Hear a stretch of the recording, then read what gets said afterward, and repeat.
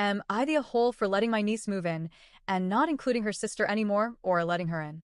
I'll be honest, this might get messy, but I need to let it all out.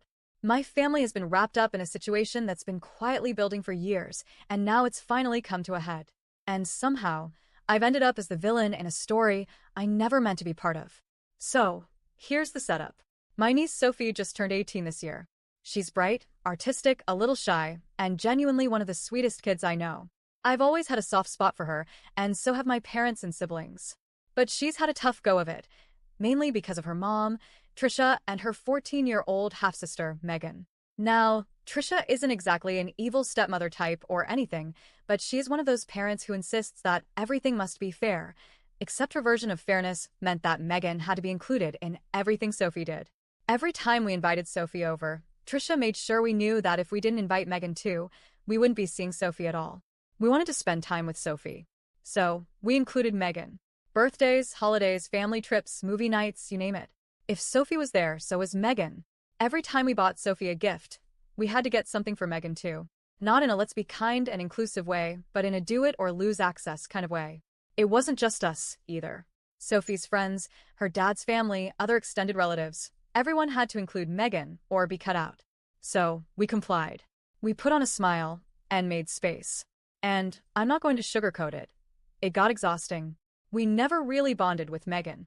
She was just always there, a shadow attached to Sophie. We never got to build our own connection with Sophie, without conditions or strings. It always felt like an exchange. But we did it. For Sophie. Fast forward to this year. Sophie turned 18, and she was finally able to make her own choices. So we did something we'd been quietly thinking about for a while. We offered to let her stay with us during school breaks, and especially over the summer before she goes off to college. We thought it would be good for her to have space away from her mom, to relax, to breathe, and to just be herself without always having to accommodate Megan. To our surprise, and honestly, to our joy, Sophie jumped at the offer. She moved in just before the end of her school year, and the change in her has been incredible. She's happier. She laughs more. She actually has time to be 18, and not someone else's emotional babysitter. But of course, that didn't sit well with Trisha. Almost immediately, Trisha started calling and texting, furious that we took her daughter away. She's upset that she won't have Sophie under her roof for the last summer before college. She said it's cruel of us to invite Sophie and not Megan. She said that we've torn her family apart. Megan, to be fair, has also taken it hard. She's shown up at our house multiple times, sometimes crying, sometimes begging to see Sophie. But Sophie doesn't want to see her, not right now. She's asked us repeatedly not to let Megan in, and we're respecting her boundaries. We've gently explained this to Megan each time and turned her away with kindness. But it's gotten harder each time.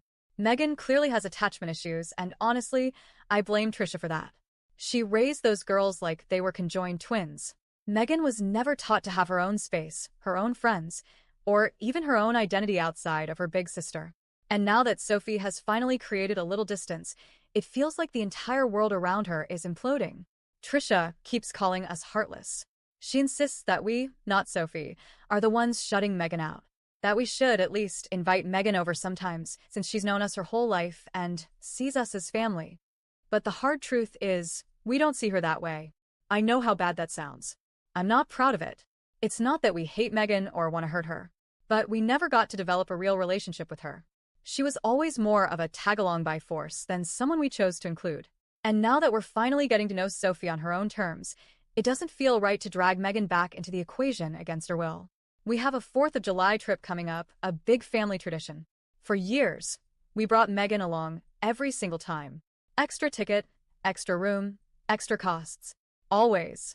But this year, we didn't invite her. We weren't planning to, and we don't want to. It's the first time we'll get to enjoy this trip with just Sophie, without the extra pressure, without the guilt, without having to pretend everything's equal when it clearly never was.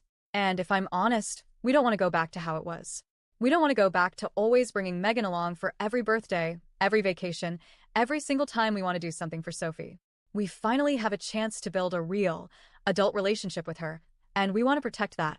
The sad thing is, this could all be different if Sophie wanted Megan around. But she doesn't. Not now, maybe not ever. And I don't think she's wrong for that.